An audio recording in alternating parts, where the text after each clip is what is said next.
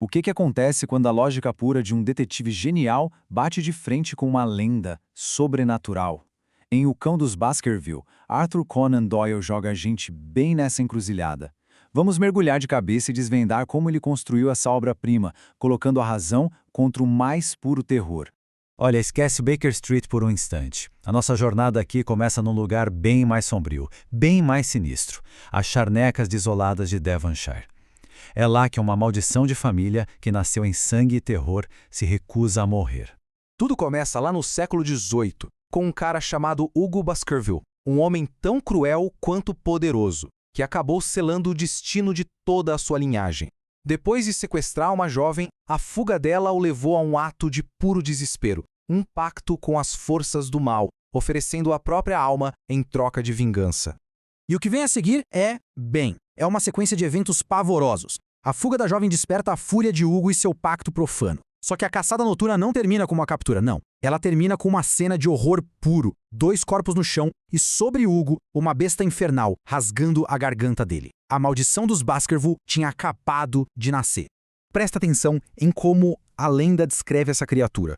Maior que qualquer cão em que os olhos de um mortal já pousaram. Isso aqui é genial. Não é só um animal, sabe? É uma aberração da natureza, uma coisa que desafia a realidade. É exatamente assim que o Doyle planta a sementinha do medo sobrenatural na nossa cabeça. E agora, a gente dá um salto no tempo, direto para o presente da história. Aquela lenda antiga, que parecia só uma história para assustar, retorna de um jeito brutal com a morte misteriosa de Sir Charles Baskerville. A maldição, pelo visto, fez uma nova vítima. Sir Charles é encontrado morto, sem vida, na Alameda de Teixos, a poucos passos da própria casa. A versão oficial, causa natural. Mas o pessoal da região, eles conhecem a lenda. E enquanto a notícia se espalha, os sussurros sobre o cão demoníaco viram um verdadeiro grito de pavor. É aqui que o mistério fica sério de verdade. De um lado, a gente tem a versão oficial, a história para boi dormir, um simples problema de coração. Do outro, os fatos que o Dr. Mortimer revela em segredo para o Sherlock Holmes.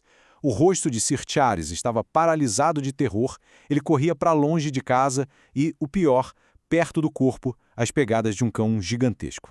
Com essa única frase, o Dr. Mortimer faz o impensável.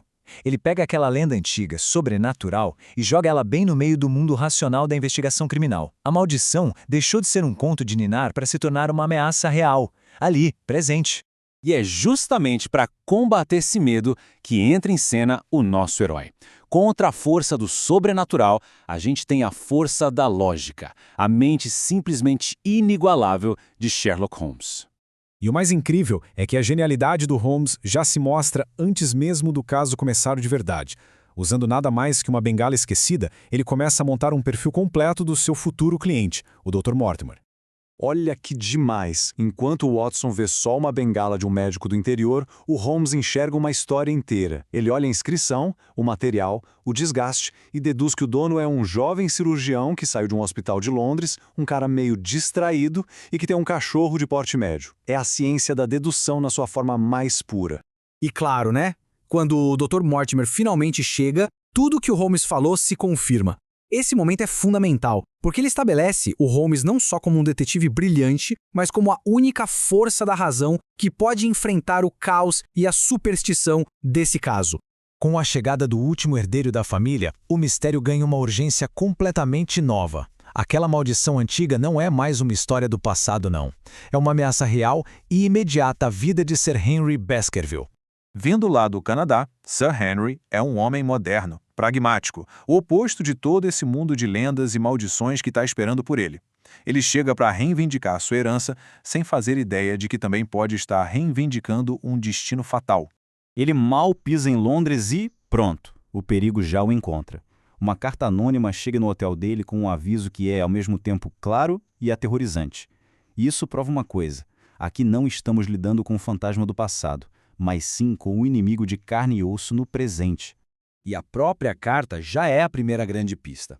As palavras recortadas de um jornal, a única palavra escrita à mão, tudo isso grita mente humana, e não uma força sobrenatural.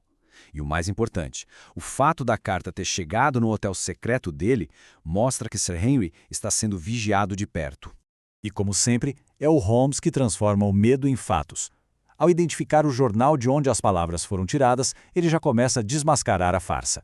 A ameaça que parecia ser sobrenatural agora tem uma origem bem terrena, uma conspiração criminosa. Talvez o Cão do Inferno seja só uma fachada para um assassino muito, muito humano. E assim, o palco está montado. O que realmente assombra os Baskerville? É um demônio ancestral com sede de vingança? Ou um assassino incrivelmente astuto usando uma lenda para esconder seus crimes? Essa é a grande questão que paira sobre a charneca. E a resposta? Bem, a resposta está nas mãos de Sherlock Holmes.